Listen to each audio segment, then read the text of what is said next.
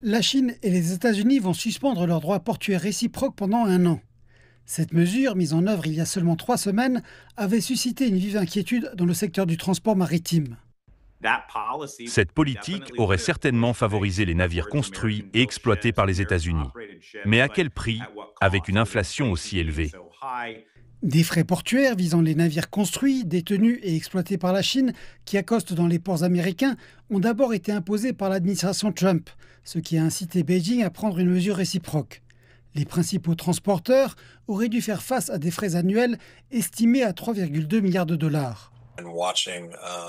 En observant ce qui se passe sur le marché, on constate un important repositionnement des actifs à l'échelle mondiale afin de minimiser l'exposition à ce type de droits et de frais supplémentaires. L'objectif sous-jacent de l'administration américaine était de relancer l'industrie navale américaine et de réduire la dépendance vis-à-vis de la Chine. Selon certains analystes, cette mission stratégique pourrait nécessiter des décennies pour aboutir. Ce n'est pas aussi simple qu'il y paraît, c'est une question très vaste et complexe qui ne se résoudra pas du jour au lendemain. Cela prendra du temps et il faudra mettre en place différentes stratégies et approches qui iront bien au-delà de l'administration Trump.